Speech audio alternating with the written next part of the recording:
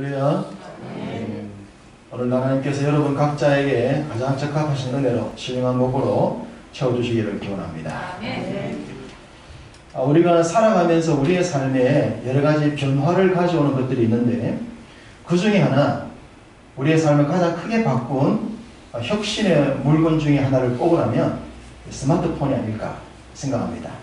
여러분 대부분 가지고 있는 이 스마트폰, 이 스마트폰 그러면 애플이라는 회사를 생각하게 되고, 그 애플이라는 회사는 스티브 잡스라는 사람을 생각하게 만듭니다. 세계적으로 굉장히 큰 혁신의 바람을 일으킨 이 애플사와 스티브 잡스.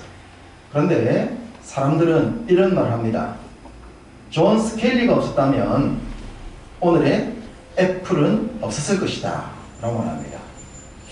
존 스컬리. 이 존 스컬리라는 사람이 스티브 잡스를 만납니다.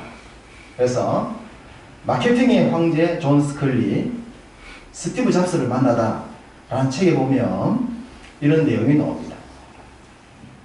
스티브 잡스가 20살에 애플이라는 회사를 만들었는데, 사람들에게 풋내기라는 인상을 주지 않기 위해서 나이가 많은 사람을 최고 경영자로 앞세워서 일을 했답니다. 1대1의 경영자를 앞세웠는데 3개월마다 회사가 2배로 급성장을 하게 됩니다. 한 10년쯤 되었을 때 회사가 많이 커져서 제3대 최고 경영자를 찾고 있었는데, 그때 스티브 잡스 눈에 들어온 사람이 존 스컬리였습니다. 존 스컬리는 펩시라는 회사, 펩시콜라, 펩시의 신화를 이루어내면서 그 당시 혁신의 아이콘, 혁신의 리더로서 사람들에게 불림을 받고 있었습니다. 코카콜라가 전 세계의 콜라 시장이 1위지 않습니까? 펩시콜라는 영원한 2등이었습니다. 영원한 2등이었던 이 펩시라는 콜라를, 코카콜라를 앞서도록 만들어간 사람이 이 존 스컬리였습니다. 그 당시 새로운 마케팅 전략을 가지고 펩시의 챌린지라는 광고와 함께 생소했던 블라인드 테스트를 합니다. 여러분 기억나실 거예요. 몇 년 전에 시내 나가면 테이블 위에 콜라 여러 잔을 올려놓고 눈을 가리고 콜라 맛을 보고 난 뒤에 어떤 콜라가 더 맛있는가? 그거 기억나십니까? 그 일을 이 사람에 의해서 세계적으로 블라인드 테스트를 합니다. 그 블라인드 테스트 결과 눈을 가리고 콜라를 먹어봤는데 펩시가 더 맛있는 거예요. 코카콜라가 마셔야 되는데 펩시콜라가 더 맛있어요. 그 블라인드 테스트를 통해서 사상 처음으로 펩시가 업계의 1위가 됩니다. 그리고 그 공로에 의해서 존 스컬리가 최연소 펩시콜라 회사의 최고 경영자의 자리에 올라가요. 바로 그 즈음에 스티브 잡스가 이 존 스컬리를 보고 자기 애플사의 마케팅 전략이 필요해서 존 스컬리를 자기 회사의 최고 경영자로 초청을 합니다. 소위 스카웃을 합니다. 그런데 존 스컬리가 거절을 하죠. 왜 그러냐 그러면 그 당시 애플은 펩시콜라에 비하면 회사가 동네 구멍가게 수준이었습니다. 동네 구멍가게 수준의 그 애플사의 스티브 잡스가 거대 기업 펩시콜라의 최고 경영자를 스카우트한다. 말이 됩니까?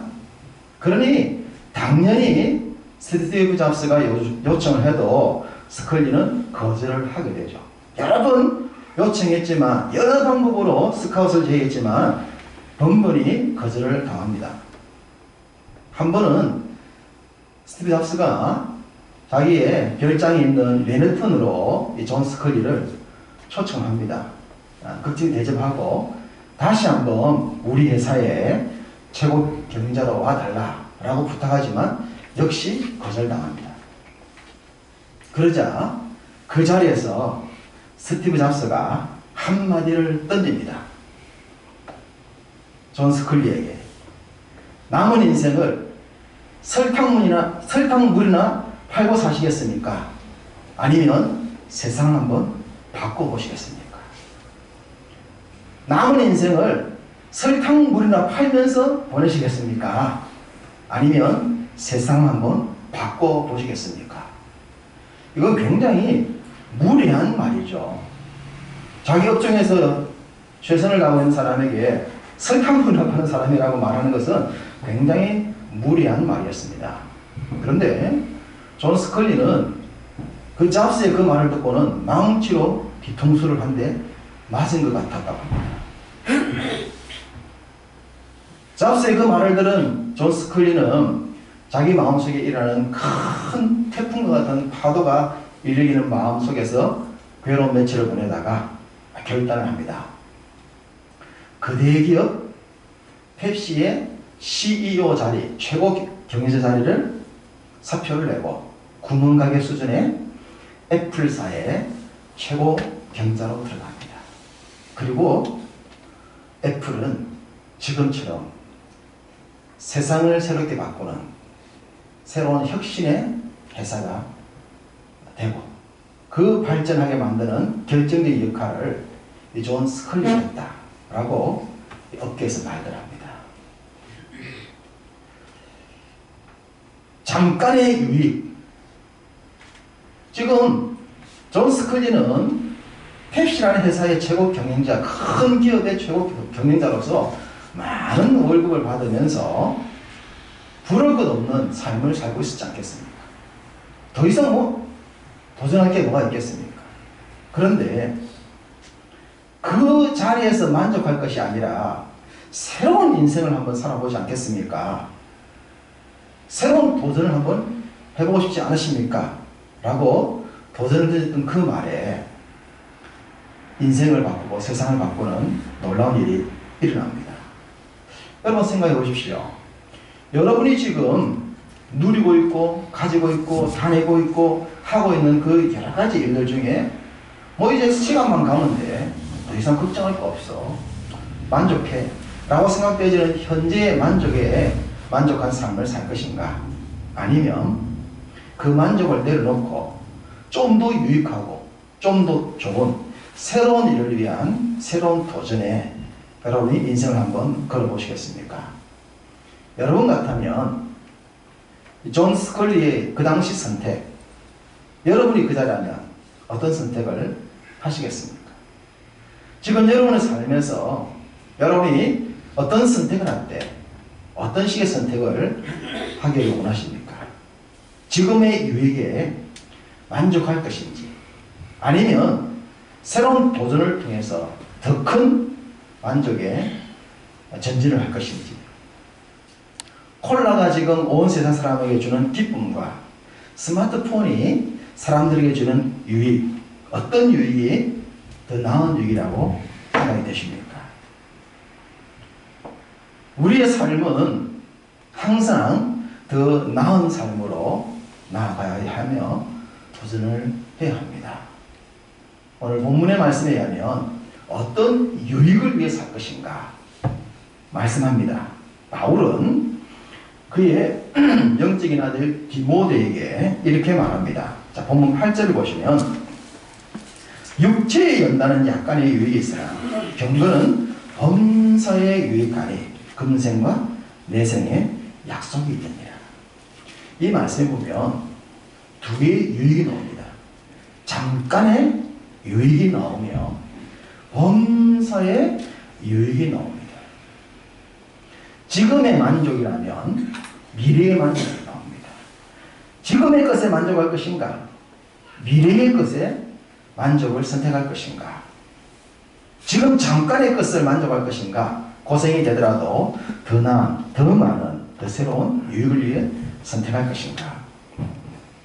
육체의 연단과 경건의 훈련이 나옵니다. 육체의 연단, 육체의 훈련과 경건의 훈련 두 종류가 나와요. 육체의 훈련, 육체의 연단, 오늘 본문에 보니까 유익이 있다라고 말합니다. 유익은 있습니다. 그런데 어떤 유익입니까? 약간의 유익입니다. 약간의 유익입니다.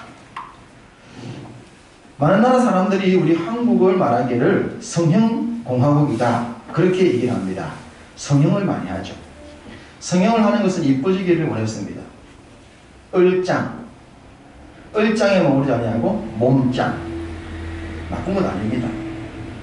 자신의 삶을 조금 더 진보시키고 발전시키고 좋게 보이기 위해서 다이어트를 하든지 때로는 의학적인 방법을 도움받든지 그렇게 해서 더 향상된 삶을 만들어가는 건 나쁜 건 아닙니다. 그것도 유익합니다.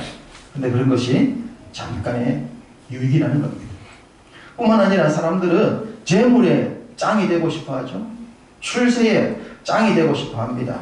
그래서 어릴 때부터 어린아이를 뺑뺑이 돌리도 공부를 시키고 어린아이에게 어른이 돼서 더 큰 아이가 돼서 배워야 될 걸 어릴 때부터 가르쳐서 이 아이의 개인적인 삶이 없을 정도로 그렇게 만들어서 이 아이들로 하여금 소위 세상의 짱이 되게 만들고 싶은 것이 오늘날 우리들의 현실이지 않습니까?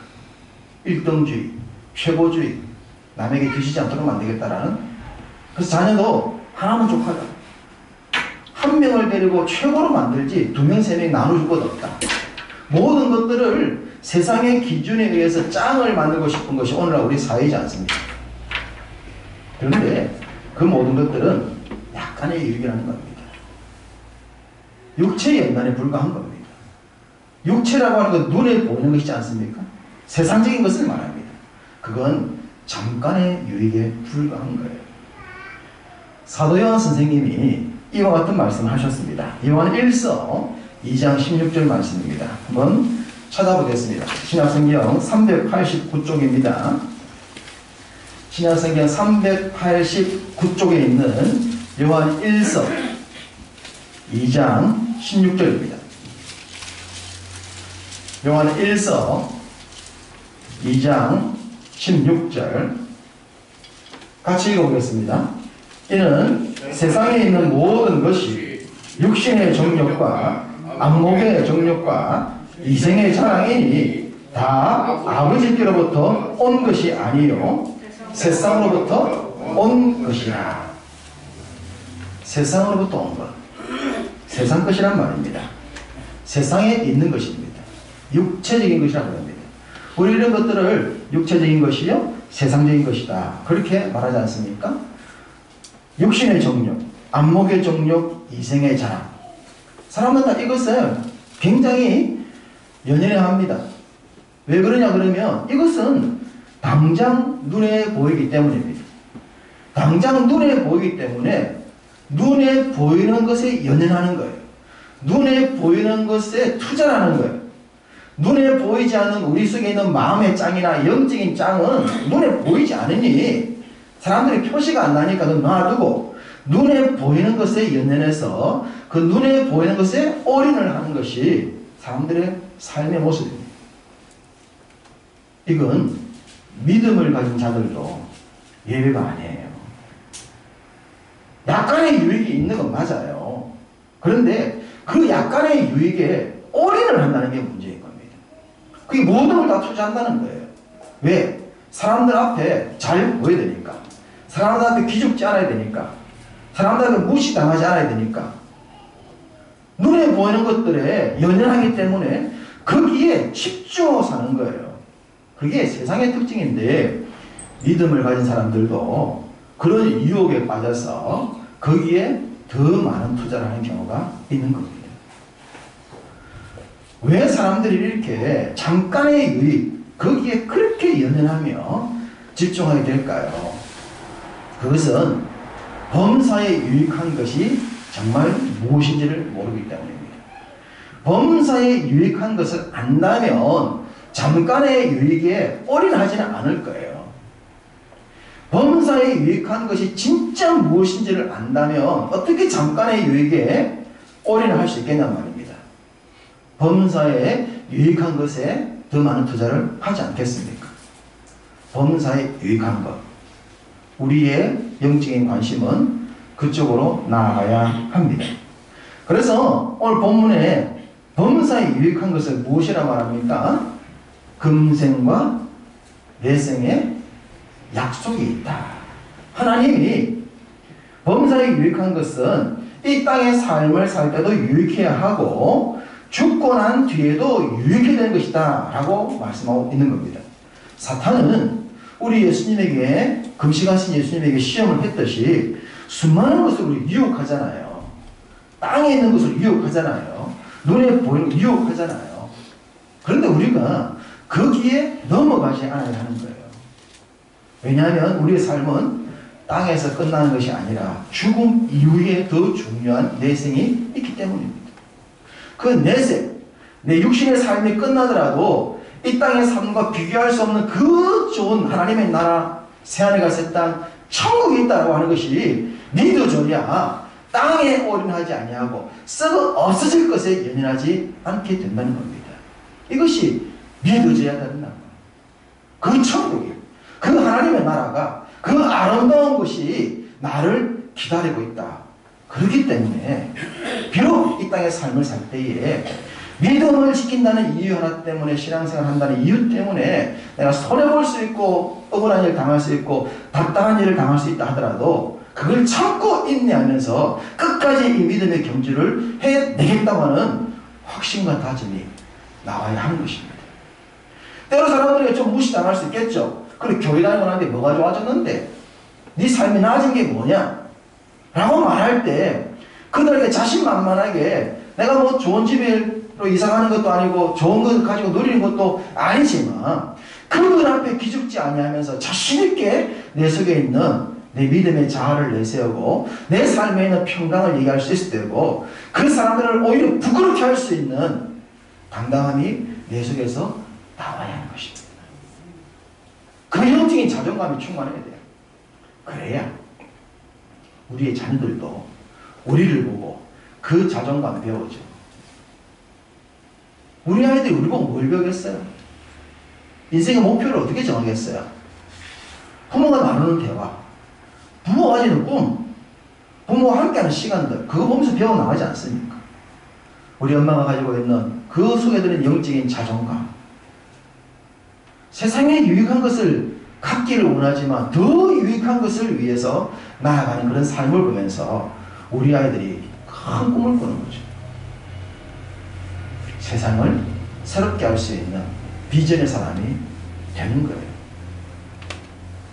금생과 내세에 약속이 있느니라. 이것이 범사에 유익하다는 말씀이 믿어져야 합니다. 성경 속에서, 말씀 속에서, 예배를 통하여 이것이 경험되어져야 합니다.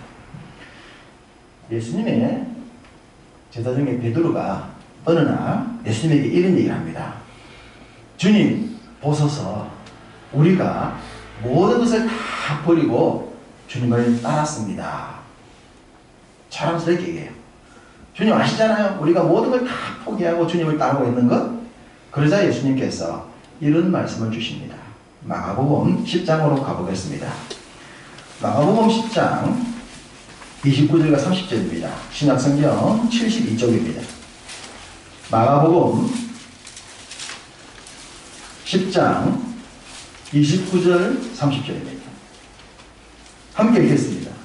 예수께서 이르시되 내가 진실로 너희에게 이르노니 나와 복음을 위하여 집이나 형제나 자매나 어머니나 아버지나 자식이나 전토를 벌인 자는 현세에 있어 집과 형제와 자매와 어머니와 자식과 전토를 100배나 받되 박해를 겸하여 받고 내세에 영생을 받지 못할 자가 없느니라. 할렐루야.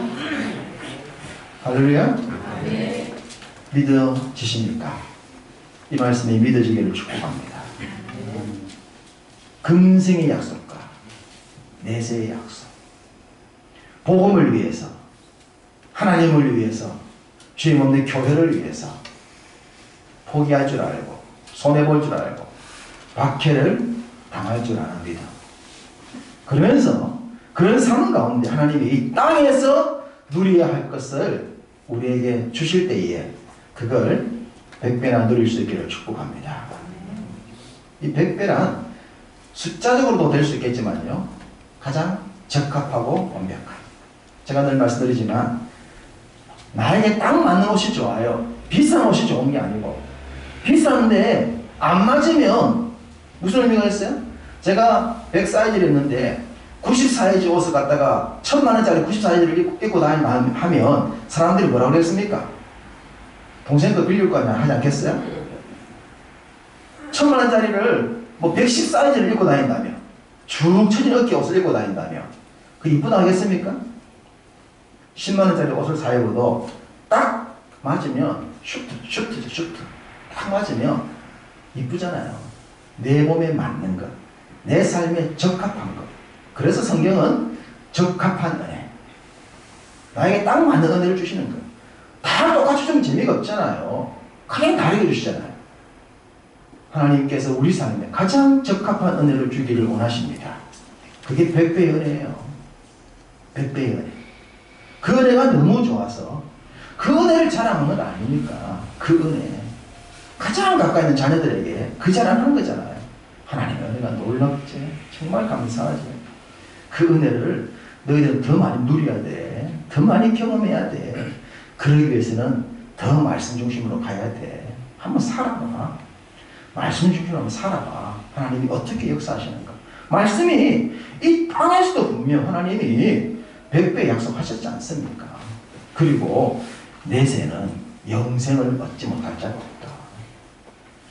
베드로가 기껏 어부 생활하던 거 그거 그물도 버리고 배도 버리고 다 버리고 주님 쫓았으니까 내 대단한 사람이죠. 좀 칭찬 좀 해주세요. 그런 식으로 얘기를 했겠지만 네가 지금 그 정도 버린 것에 거기서 만족하지 말고 그것으로 말미암아 내가 너에게 주는 복도 생각하고 핍박도 생각하고 내세는 비교할 수 없는 더 큰 약속이 있으니 그것 생각해. 이 땅에서 교회를 위해서 주를 위해서 그것 좀 포기한 거 그거 생생내지 마. 그 말 아닙니까? 우리가 훗날 주님 앞에 갔을 때에 내가 주를 위해 헌금 좀 더 하고 헌신 좀 더 하고 이거 부끄러워 말하겠습니까? 그날 주님 주신 은혜를 생각하면 더 드릴 건데 더 헌신할 건데 더 열심히 할 건데 정말 주님 죄송해요. 그런 생각 들지 않겠어요? 주님이 주실 복이 얼마나 큰데 그 엄청난 복이 기다리고 있는 거예요. 그래서 베드로에게 네가 가진 걸 다 버리고 쫓았다 거기에 잘했다는 말보다도 너에게 주어질 이 복이 기다리고 있으니 그거 바라보고 살아라. 그 말씀을 주신 겁니다. 사람들이 코로나가 터졌는데 교회를 많이 욕합니다. 아니 왜 그렇게 모이느냐. 교인들이 이해를 못하겠다.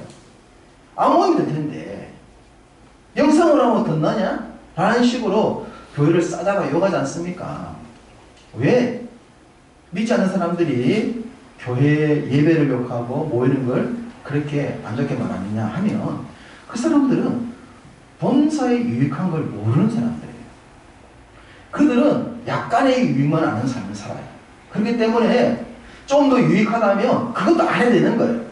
그러나 우리는 범사에 유익한 걸 알기 때문에 좀 욕을 들으면서도 이 예배 시간을 사수하고 교회를 지키려고 하는 거예요. 물론 가능한 우리가 거리두기도 하려고 그러고 또 소모임도 안 하고 식사도 안 하고 그러니까 오예배도 포기하고 많은 것도 우리가 양보하고 하지만 가장 중요한 이 예배 시간을 지키려고 노력하지 않습니까? 이게 정말 유익하다는 걸 알기 때문입니다. 여기가 바로 하나님의 약속이 있다는 걸 알기 때문입니다. 이 일을 통해서 하나님이 우리 아버지 되심과 하나님이 영과 진리로 예배하는 자를 찾고 있다는 걸 우리가 믿기 때문에 하나님을 만나기를 원하고 이 자리에 나오기를 원하는 거예요. 정부도 인정했잖아요. 예배를 통해서 감염이 생기지 않은 건 맞다. 소모의 문제였다. 정부도 전체 통계를 보니까 예배 시간에 감염된 건 없었어요. 그지는 없었어요. 그런데도 불구하고 예배를 하지 말라고 한 것은 정부가 어떤 의무가 있기 때문에 아니겠습니까? 그래서 우리가 반대하는 거잖아요. 지킬 거 지키고 다 할 것 하면서 예배하는 거죠. 왜 예배를 방해하냐 이거예요. 이 예배가 얼마나 소중한데 하나님이 예배자를 찾는데 하나님이 우리 아버지가 되시는데 이 예배를 통해서 하나님과 교류하고 하나님의 영성이 채워지고 세상을 이길 수 있는 힘이 생기고 세상을 나갈 수 있는 에너지를 가져서 승리할 수 있도록 나아가고 현세와 내세까지 약속에 있는 은혜를 받을 수 있는 이 귀한 예배 시간인데 어떻게 이걸 포기하며 어떻게 이걸 그만둘 수 있겠냔 말입니다. 잠깐의 유익을 아는 자와 범사를 유익을 아는 자는 삶이 다를 수밖에 없어요. 그래서 우리가 조금 세상 사람들이 이해할 수 없다고 그러고 비난하더라도 이 시간을 지키는 겁니다. 해야 될 것들을 최대한 하면서 마스크만 잘 끼고 있고 적절한 거리두기만 하고 있으면 예배를 통해서 감염이 일어날 일은 없어요. 그래서 설교자인 저조차도 불편하지만 이 마스크를 끼고 이렇게 하고 있지 않습니까? 오늘 성경은 범사의 유익을 말하고 계십니다. 그러면 범사가 유익하기 위해서 어떤 삶을 살아야 할까요? 본문 6절입니다. 본문 6절에 내가 이것으로 형제를 깨우치면 그리스도 예수의 좋은 일꾼이 되어 믿음의 말씀과 내가 따르는 좋은 교훈으로 양육을 받으리라. 영적인 훈련을 받아야 합니다. 우리가 믿음 생활하면서 말씀 훈련을 받지 않으면 안 돼요. 훈련이 중요해요. 그래서 믿는 사람, 신자는 태어나지만 제자는 만들어진다. 그렇게 말하지 않습니까? 교육이 필요해요. 훈련이 필요해요. 학교를 간다고 해서 다 되는 것이 아니라 학교 가서 선생님부터 교육을 받고 본인이 열심히 공부해야 탁월한 학생이 되는 것처럼 교회에 들어오고 난 뒤에 말씀의 훈련을 받아야 내가 또 뭐 체계적인 신앙생활을 할 수 있고 바른 신앙생활을 할 수 있고 성숙한 신앙생활을 할 수 있는 겁니다. 우리 교회 개척하면서 제가 그래서 말씀드렸습니다. 적은 숫자에서 우리가 개척을 하면서 이전 교회에서 또 어느 정도 훈련되는 것도 있습니다만 다들 생업에 바쁘기 때문에 따로 또 시간을 내서 훈련받기가 여건상 여의치가 않으니까 예배 시간에 충실하자. 그러면 제가 예배 시간에 여러분에게 성실하게 말씀을 전해드리겠다 했습니다. 그래서 오후 예배 시간에는 구약신약 전체 통으로 볼 수 있는 파노라마로 말씀을 배워나가자.